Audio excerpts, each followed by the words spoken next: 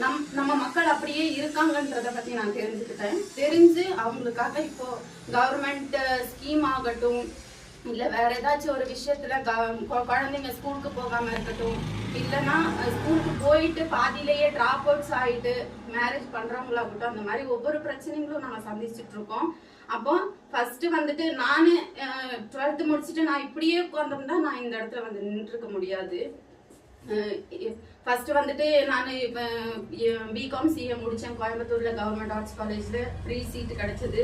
நான் போனதுக்கு அப்புறம் 3 வருஷம் அப்படியே கம்ப்ளீட் ஆகி முடிஞ்சது. அதுக்கப்புறம் அது முடிக்கவும் கரெக்டா கொரோனா டைம்ல என்னால அதுக்கு மீறி படிக்க முடியல.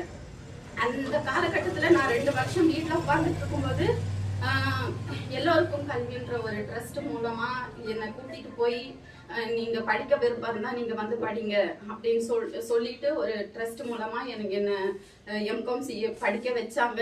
எதுவுமே இல்லை, செலவு எதுவுமே இல்லை. அவங்களே எல்லாம் ஹாஸ்டல் செலவு, மெஸ்ஸுக்கு, ஃபீஸுக்கு, அட்மிஷன் ஃபீஸ்ல இருந்து எல்லாமே போய் வர செலவு மட்டும்தான் நாங்க பார்த்துக்கிட்டோம்.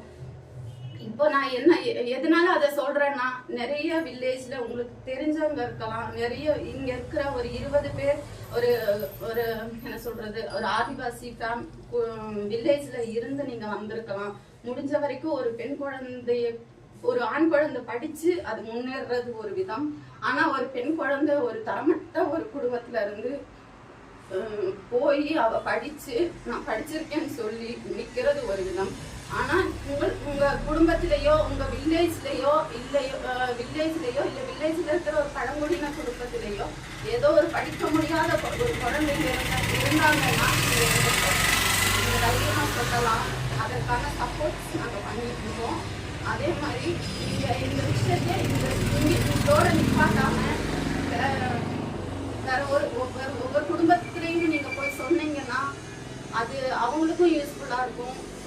அந்த நன்றி அவங்க கடைசி வரைக்கும் மறக்க போறதும் இல்லை. அதே மாதிரிதான் நான் இந்த இடத்துல நின்றுருக்கேன். எனக்கு சப்போர்ட்டிவா நிறைய இருந்திருக்காங்க. எங்க அப்பா அம்மா நிறைய குடும்பத்துல நீங்க பார்த்திருப்பீங்க, பழங்குடியின குடும்பத்திலேயே பார்த்திருப்பீங்க. குடிச்சிட்டு குழந்தைங்களை படிக்க விடாம 18 வயசுலயே கல்யாணம் பண்றவங்க இருக்காங்க, அந்த மாதிரியும் இருக்காங்க. ஆனா எங்க பேரண்ட்ஸ் அப்படி விடாம நீங்க படிக்கணும் என்ன சொன்னாங்கதான்.